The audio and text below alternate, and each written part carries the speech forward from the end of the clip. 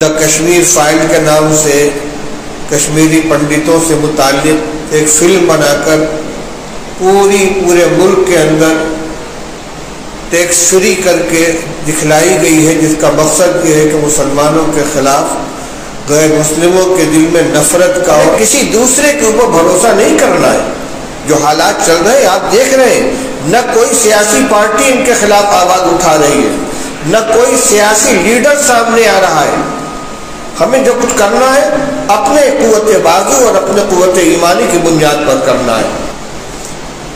ملک کے جو حالات ہیں وہ آپ کے سامنے ہیں۔ مسلمانوں اور اسلام اور اسلامی شعائر کے خلاف دن بدن دائرہ تنگ ہوتا جا رہا ہے، حالات نازک سے نازک تر ہوتے جا رہے ہیں۔ پہلے فسادات ہوتے تھے، کچھ دکانیں جل جاتی تھی، کچھ مکانات میں آگ لگ جاتی تھی، کچھ لوگ جان سے ہاتھ دھو دیتے تھے، آہستہ آہستہ زخم مندمل ہو جاتے تھے۔ لیکن اب شرعی احکام اور شعائر اسلام کے اوپر حملہ شروع ہو چکا ہے۔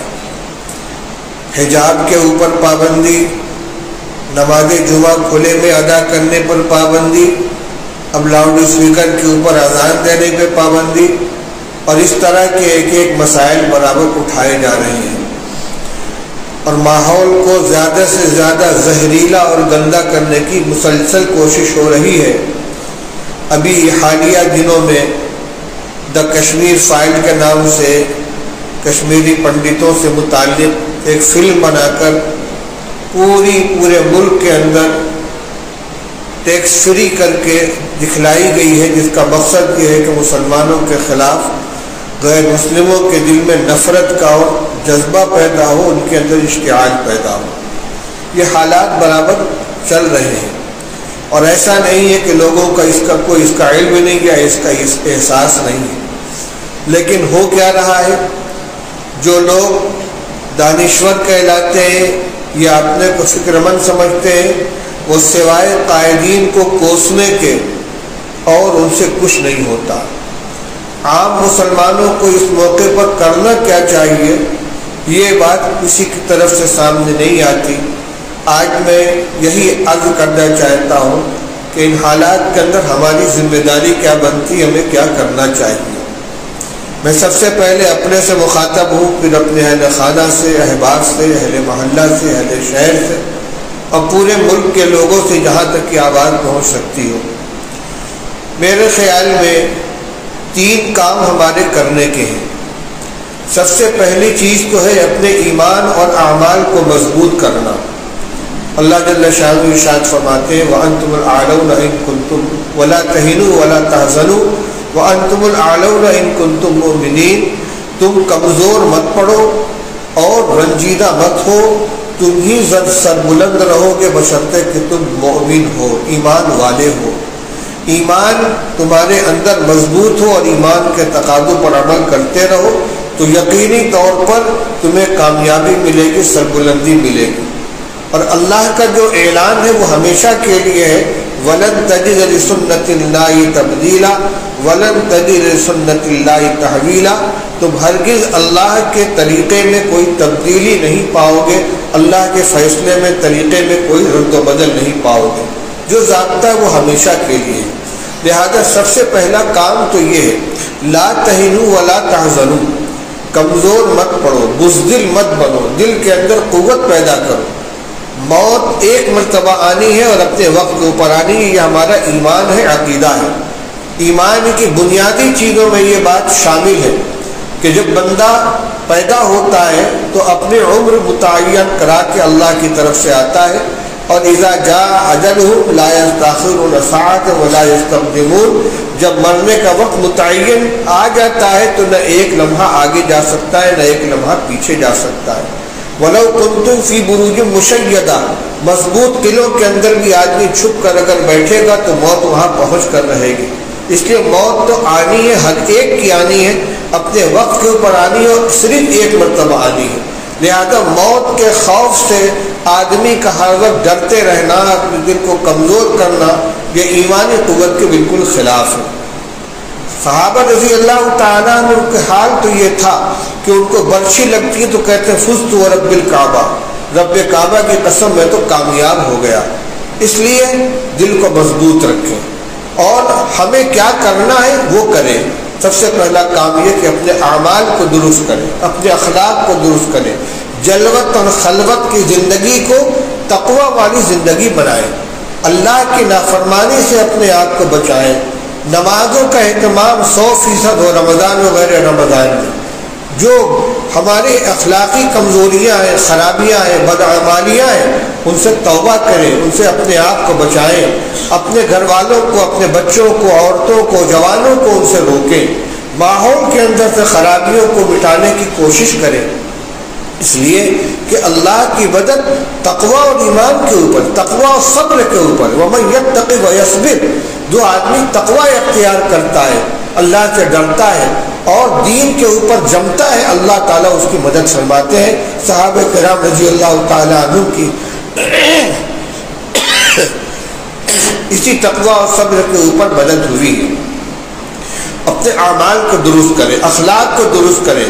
دوسری چیز یہ کہ ایک تصویر اسلام کی اور مسلمانوں کی وہ ہے جو دوسروں کی طرف سے دنیا والوں کے ذہن میں بیٹھائی جا رہی ہے کہ یہ متشدد ہیں، دہشت گرد ہیں، بد اخلاق ہیں، قاتل ہیں، خونی ہیں۔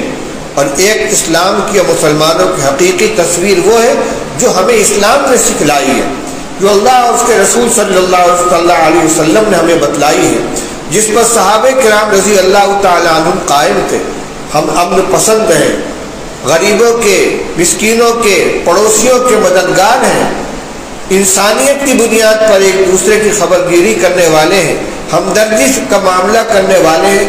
اپنے عمل سے اس کو ثابت کریں، دوسروں کے پروپیگنڈے کے ذریعے، غلط تشہیر کے ذریعے، فرضی فلموں کے ذریعے مسلمانوں کے تشدد اور دہشت گردی اور ان کے خوخار ہونے کا جو تصور بیٹھایا جا رہا ہے، تقریروں سے یہ زائل نہیں ہوگا، یہ عمل سے زائل ہوگا۔ آپ دیکھ لیجئے ابھی چند 2 سال پہلے لاک ڈاؤن کے زمانے میں جو پریشانیاں آئی ہیں، لالے پڑے زندگی کے، کھانے پینے کی چیزوں کی دشواریاں آئی ہیں، اس موقع پر جن مسلمانوں نے اپنے اسلامی اخلاق کا اور انسانیت کا مظاہرہ کیا ہے، اس کا اثر ان برادران وطن کے اوپر بھی پڑا ہے۔ اور اسی طرح اپنے ہم وطن لوگوں میں جو اپنے مسلک سے الگ نفرت رکھنے والے لوگ تھے، ان کے اندر بھی احساس پیدا ہوا ہے اور ان کو یہ کہنا پڑا ہے کہ بھائی ہم جو ان کے بارے میں سمجھتے تھے وہ غلط ہے۔ کیوں؟ اس لیے کہ اس وقت اسلامی اخلاق کا مظاہرہ کیا گیا، اسلامی تعاون کا مظاہرہ کیا گیا۔ تو یہ زندگی میں اگر ہمارے ہمیشہ زندہ رہے گا اور ہم نفرت کا جواب نفرت سے دینے کے بجائے محبت سے جواب دیں گے تو انشاءاللہ اس کا اثر ہوگا۔ ان کا جو کام ہے وہ اہل سیاست جانے، میرا پیغام محبت سے جہاں تک پہنچے۔ ہمیں محبت کا پیغام عام کرنا چاہیے، محبت کا پیغام بڑھانا چاہیے۔ ہمیں کسی دوسرے کے اوپر بھروسہ نہیں کرنا ہے۔ جو حالات چل رہے ہیں آپ دیکھ رہے ہیں، نہ کوئی سیاسی پارٹی ان کے خلاف آواز اٹھا رہی ہے، نہ کوئی سیاسی لیڈر سامنے آ رہا ہے۔ ہمیں جو کچھ کرنا ہے اپنے قوت بازو اور اپنے قوت ایمانی کی بنیاد پر کرنا ہے۔ اس لیے اپنے اعمال کو اور اخلاق کو درست کریں، دل کے اندر ہمت پیدا کریں۔ لیکن سوال یہ پیدا ہوتا ہے کہ حالات کی بنا پر جو دل میں کمزوری آ رہی ہے، خوف بیٹھا ہوا ہے، دہشت کے شکار ہے، یہ ہمارے دور کرنے سے کیسے دور ہوگی؟ میرے بھائیوں، اس موقع پر ایک اور حدیث یاد آئی کہ یہ جہاں سے جس راستے سے یہ کمزوری آئی اسی راستے سے اس کو دور کیا جائے گا۔ ایک حدیث ہے جو پہلے بھی آپ سن چکے ہوں گے اور آج کے حالات پر وہ بالکل صادق آ رہی ہے، بالکل فٹ بیٹھ رہی ہے۔ اللہ کے رسول صلی اللہ علیہ وسلم نے ارشاد فرمایا، یوشک الامم ان تداع علیکم کتداع الآکلۃ الی قصعتها قالوا ومن قلة نحن يومئذ يا رسول الله قال بل انتم يومئذ كثيرون ولكنكم غثاء كغثاء السيل ولينزعن الله في قلوب من قلوب عدوكم المهابة منكم وليقذفن الله في قلوبكم الوهن قالوا وما الغالو یا رسول اللہ قال حب الدنیا وکراہیت الموت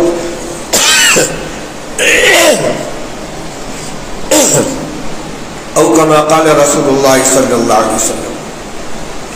رسول اللہ صلی اللہ علیہ وسلم نے ارشاد فرمایا تھا، اے لوگو، وہ وقت آئے گا جب دنیا کی ساری قومیں تمہارے خلاف ایک دوسرے کو اس طرح دعوت دیں گی جس طرح دسترخوان پہ کھانا کھانے والی جماعت ایک دوسرے ساتھی کو بلاتی ہے، آؤ یہ ڈش بہت لذیذ ہے، یہ سالن بہت عمدہ ہے، ذرا یہ لے لو. اس طریقے سے تم لقمہ تر بنو گے اور ساری قومیں تمہارے خلاف متحد ہو کر تمہیں ختم کرنے کی کوشش کریں گی. جس وقت یہ پیشین گوئی فرمایا رسول اللہ صلی اللہ علیہ وسلم، صحابہ کرام کی شوکت تھی، قوت تھی، دبدبا تھا. 1 مہینے کے فاصلے تک ان کا روح پہنچا ہوا تھا. کہنے لگے حیرت سے، وَمِن قِلَّةٍ نَحْنُ يَوْمَئِذٍ یا رسول اللہ، کیا اس وقت یا رسول اللہ ہم لوگ تعداد کے اعتبار سے بہت تھوڑے ہوں گے، بہت قلیل ہوں گے؟ آج فرمایا بل انتم یومئذ کثیرون، نہیں، تم لوگ اس وقت تعداد میں بہت ہوگے، بڑی تعداد ہوگی تمہاری. ولیکنکم غثاء کا غثاء السیل، لیکن تمہاری حیثیت وہ ہوگی جو سیلاب کے زمانے میں پانی کی سطح پر بہنے والے کوڑے کرکٹ اور جھاڑ جھنکاڑ کی ہوتی ہے. اتنی مقدار ہوتی ہے کہ پانی کی پوری سطح اس کے اندر چھپ جاتی ہے، لیکن نہ ان کی کوئی قدر و قیمت ہوتی ہے، نہ ان کے اندر کوئی طاقت ہوتی ہے. وہ بہاؤ سے اپنے کو روک نہیں سکتے، وہ اپنے وجود کو باقی نہیں رکھ سکتے. پانی کا بہاؤ جدھر بہائے لیے جا رہا ہے، بہتے چلے جا رہے، کہیں کوئی چیز آئی تو ٹکرا گئے، نشے بایا تو نیچے گر گئے. اسی طریقے سے تمہاری حیثیت ہو جائے گی کہ تعداد میں بہت ہوگے، لیکن سیلاب کے اندر جو پانی کی سطح پر بہنے والا کوڑا کرکٹ ہوتا وہی حیثیت ہو جائے گی. فرمایا رسول اللہ صلی اللہ علیہ وسلم نے کچھ زمانے میں، سنیے غور سے سنیے جو حالات ہم کہاں سے آئے ہیں. فرمایا اللہ تعالیٰ تمہارے دشمنوں کے دلوں سے تمہارا رعب نکال دیں گے اور تمہارے دلوں میں کمزوری پیدا کر دیں گے. کہاں سے فیصلہ ہو رہا ہے؟ اوپر سے ہو رہا ہے. فرمایا کہ اللہ تعالیٰ تمہارے دشمنوں کے دلوں سے تمہارا رعب نکال دیں گے، تمہارا خوف ختم کر دیں گے اور تمہارے دلوں میں بزدلی پیدا کر دیں گے. صحابہ نے پوچھا کہ یہ بزدلی کہاں سے آئے گی، کیوں آئے گی، کس وجہ سے آئے گی؟ آج نے فرمایا 2 سبب ہوگا، حب الدنیا و کراہیت الموت، دنیا کی محبت اور موت کی کراہیت. یہ 2 اسباب ہیں جو بزدلی لانے والے ہیں، دل میں کمزوری پیدا کرنے والے ہیں. ظاہر بات ہے کہ جو اسباب دل میں کمزوری اور بزدلی لانے والے ہیں ان کا علاج یہ کہ ان کو ختم کیا جائے، ان کو ہٹایا جائے. اسی کو میں نے کہا کہ 2 کام کرنے ہیں. ایک تو یہ کہ کراہیت الموت جس کو کہتے ہیں، موت سے ڈرنا، دہشت زدہ ہو کر بیٹھنا، کیا ہوگا کیا ہوگا. ارے جو مقدر میں لکھا ہے ہو کر رہے گا، اور جس وقت لکھا ہے اسی وقت میں ہوگا. لیکن اس خوف سے ہم اپنی روح کو فنا کیے ہوئے ہوں، ہاتھ پیر پھلا کر بیٹھ جائیں، یہ مومن کا کام نہیں ہے. فرمایا موت کی کراہیت کو دل سے نکالو، موت کا خوف دل سے نکالو. اور فرمایا حب الدنیا، دنیا کی محبت. دنیا کی محبت کیا ہے؟ دنیا کی محبت یہی ہے کہ نیند ہمیں پیاری ہے، نماز پیاری نہیں ہے، سود ہم لیں گے، جھوٹ ہم بولیں گے، بے ایمانی ہم کریں گے، وعدہ خلافی ہم کریں گے، خیانت ہم کریں گے، وارثوں کا حق ہم ماریں گے، پڑوسیوں کو تکلیف ہم پہنچائیں گے، بے ایمانی ہم کریں گے. کیوں؟ 4 پیسے کی خاطر، تھوڑی سی لذت اور تھوڑی سی راحت کی خاطر. یہی حب الدنیا. وَإِنْ كَانَ آبَاؤُكُمْ وَأَبْنَاؤُكُمْ وَأَزْوَاجُكُمْ وَعَشِيرَتُكُمْ قُلْ إِنْ كَانَ آبَاؤُكُمْ وَأَبْنَاؤُكُمْ وَإِخْوَانُكُمْ وَأَزْوَاجُكُمْ وَعَشِيرَتُكُمْ وَأَمْوَالٌ اقْتَرَفْتُمُوهَا وَتِجَارَةٌ تَخْشَوْنَ كَسَادَهَا وَمَسَاكِنُ تَرْضَوْنَهَا أَحَبَّ إِلَيْكُم مِّنَ اللَّهِ وَرَسُولِهِ وَجِهَادٍ فِي سَبِيلِهِ فَتَرَبَّصُوا. میں حافظ نہیں ہو سکتا، آیت کی تلاوت میں کچھ چھوٹ گیا ہو.